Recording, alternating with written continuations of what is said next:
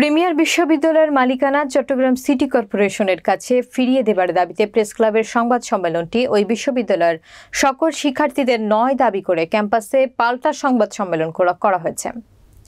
বিস্তারিত থাকছে চট্টগ্রাম প্রতিনিধি রুমেন চৌধুরীর পাঠানো প্রতিবেদনে। শনিবার বিকেলে প্রিমিয়ার বিশ্ববিদ্যালয় ক্যাম্পাসের সকল বিভাগের সাধারণ শিক্ষার্থীরা প্রতিবাদ জানিয়ে এই সংবাদ সম্মেলনটি করেন। শিক্ষার্থীদের পক্ষে ফজল আল মাহমুদ অয়ন, সাকিব হোসেন, রাশিফুল আবরার, রায়হান আলী, নারায়ণ দে সংবাদ সম্মেলনে বক্তব্যে বলেন, মালিকানা চট্টগ্রাম সিটি কর্পোরেশনের কাছে ফিরিয়ে দেবার দাবিতে প্রেস ক্লাবে যে সংবাদ সম্মেলন করা হয়েছে তাতে প্রিমিয়ার বিশ্ববিদ্যালয়ের সকল শিক্ষার্থীদের সমর্থন নেওয়া হয়নি এবং এ বিষয়ে শিক্ষার্থীরা কিছুই জানেন না। কিন্তু সংবাদ সম্মেলনে যা কিছু দাবি জানানো হয়েছে তা বিশ্ববিদ্যালয়ের সকল শিক্ষার্থীদের বলে জানিয়েছেন মুশফিক আল মাসুম, বায়তুল্লাহ বায়াত সহ আইন ও ব্যবসা প্রশাসন বিভাগের ৯ জন শিক্ষার্থী, যা সকল শিক্ষার্থীদের নামে প্রোপাগান্ডা ছড়ানো ছাড়া আর কিছুই নয়।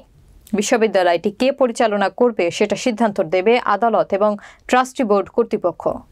সেটা সকল শিক্ষার্থীদের না জানিয়ে ক্যাম্পাসের গুটি কয়েক শিক্ষার্থী কি হবে না হবে সিদ্ধান্ত জানাতে পারেন না বলেও জানান শিক্ষার্থীরা।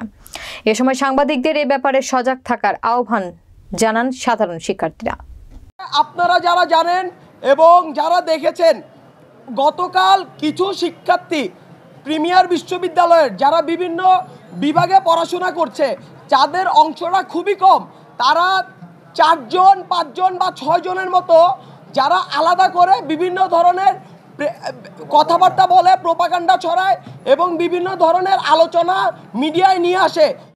এইরকম 2-4 জন যারা প্রেস কনফারেন্স করতে চায় প্রিমিয়ার বিশ্ববিদ্যালয়ের ট্যাগে, সাধারণ শিক্ষার্থীদের ট্যাগে, তাদের কোনো প্রেস কনফারেন্স যাতে না হয়। কারণ সাধারণ শিক্ষার্থী কি 10 জনে হয় না 1 জনে হয়? তাইলে 10 জনে যেখানে থাকবে আপনারা সেখানে থাকবেন বলে আমি বিশ্বাস করি।